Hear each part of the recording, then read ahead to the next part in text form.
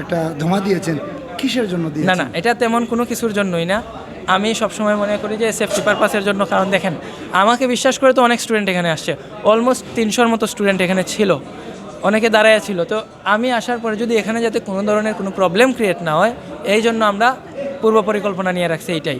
এটা আমরা যখন যেখানে যাই আমরা চেষ্টা করি এখানে আমরা সবসময় এটা কিছু করতে। দেখেছি আপনাদের ফেসবুক স্ট্যাটাসে আপনাদের কিছু হুমকি দামকি, না আপনি না সেটা না, একটু এই ধরনের আমি আপনাদেরকে একটা কথা বলি। দেখেন, সোশ্যাল মিডিয়াতে অনেকেই অনেক রকম কথাবার্তা বলে, সো এই বিষয় নিয়ে যদি আমি কথা না বলি তাইলেই হয়। আর তারা তো মনে করেন, আমি নিরাপত্তার জন্য আমি সবসময় এই জিনিসটা বিশ্বাস করি যে অনেক স্টুডেন্ট আমাদের এখানে আসে, আমার চাইতে তাদের নিরাপত্তা হয়েছে গিয়া বেশি জরুরি।